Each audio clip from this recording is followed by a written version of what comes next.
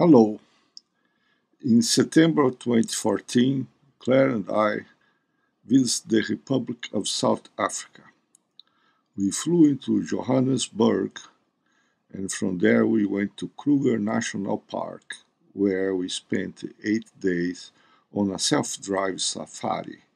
From Kruger, we flew to Cape Town, spent one day in Cape Town, then drove to Betts Bay, a lovely little town on the seashore, spent 3 days there, and then we drove 5 hours to Wilderness, a beach resort city town on the Indian Ocean.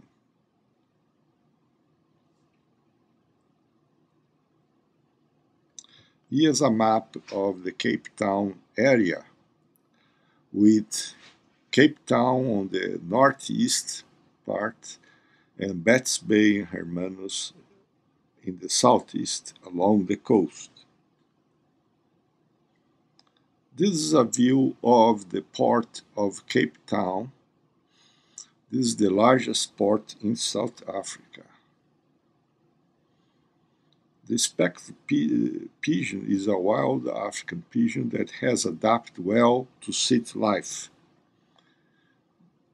I photographed this one in front of our hotel in Cape Town.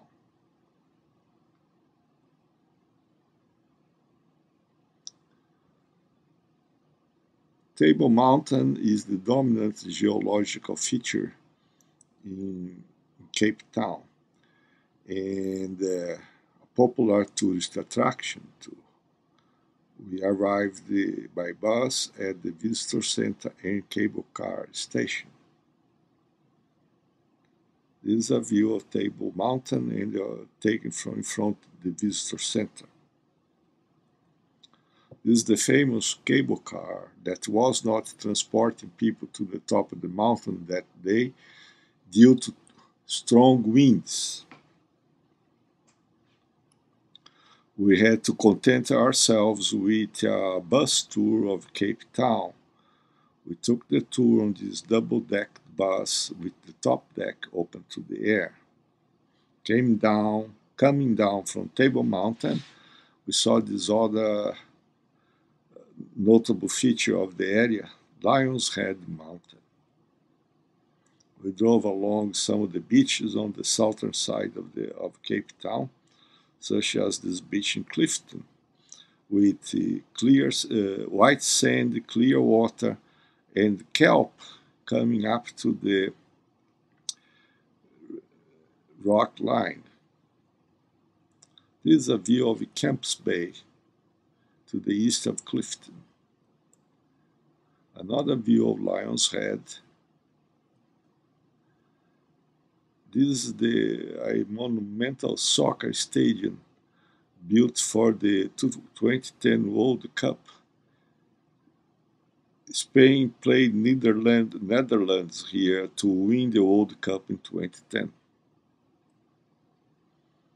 This is the Somerset Hospital, where the first ever heart transplant operation was performed by Dr. Christian Barnard in December of 1967. This is a view of the Victoria and Alfred waterfront from the Belgian bar. The Victoria and Alfred waterfront is the main tourist attraction in downtown Cape Town.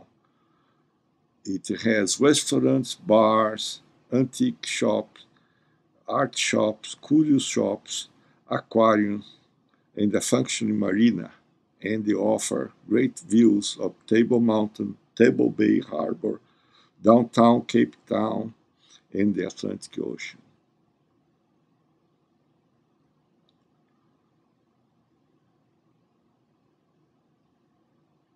This local was hanging around at the Belgian bar.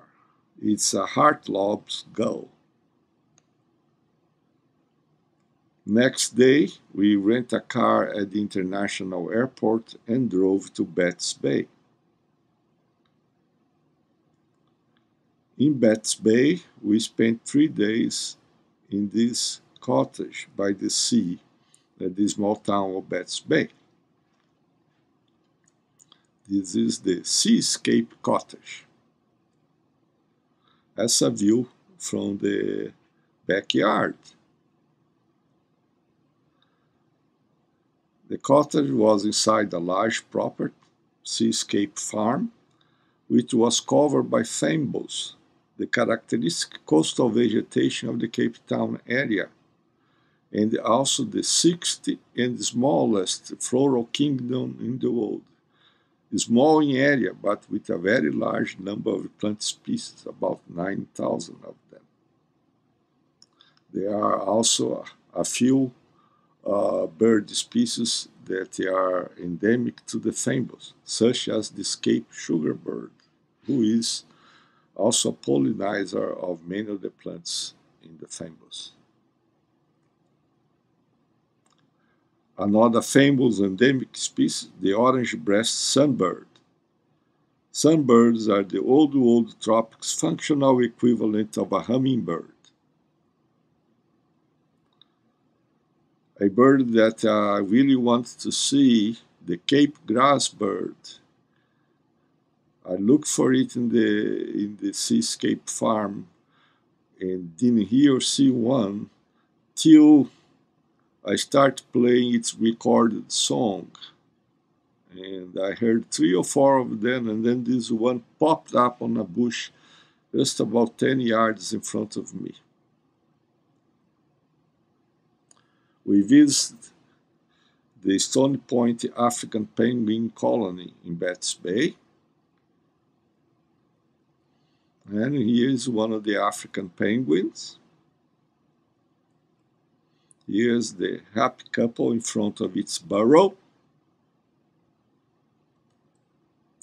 Those three were looking all in the same direction. I had no idea what they were looking at. Three species of cormorants also nested at the Stony Point penguin colony. This is the white-breasted cormorant. Here we have Cape cormorant, the one with the yellow throat, and the crown cormorant, the all-black one, nesting in the colony. Not a common bird there was the Cape wagtail. Back at the cottage, we found this rock hyrax keeping an eye on us from the rocks in front of the cottage. Better, the rocks between the cottage and the sea. This is probably a male that was keeping an eye, protecting its band of females that probably were grazing around unseen. Rock hyrax, also known as daces, as they are called by the South Africans, are the closest relatives of elephants and share many physiological characteristics with the elephants. They have such as dental structure, shape and structure, number of teeth, and position of the mammary glands that are positioned. They are just two placed essentially under the armpits, the junction between the body and the forelegs. Another mammal that we saw from the cottage was the southern right whale that would come up to the kelp line. This photo, however, was taken on a whale watching trip out of Hermanus.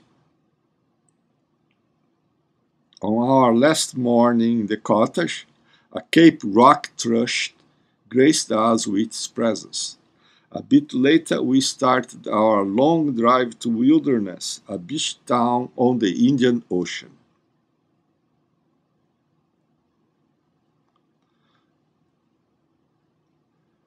This was a 5-hour drive. Wilderness, besides being a beach resort town, is also host to a portion of the Garden Butte National Park, where we hiked mountain trails and the wetlands and took long walks on the beach. On the drive from Betts Bay to Wilderness, we passed through the access road to Cape Agulhas. The meridian that goes through Cape Agulhas is the official divide line between Atlantic Ocean and the Indian Ocean. The Atlantic waters here are cold, being dominated by the Benguela Current that flows from Antarctica towards the equator. The Indian Ocean here is warmer and characterized by the Agulhas Current that flows along the coast in a westward direction from the tropical Indian Ocean into the southern east coast of South Africa.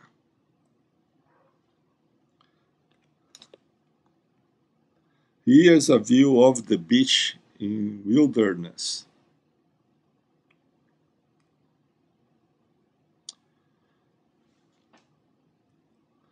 Two of the local inhabitants, African oyster catchers, strolling along the beach. This is a view of the mountain part of the Garden Route National Park from one of the mountain trails.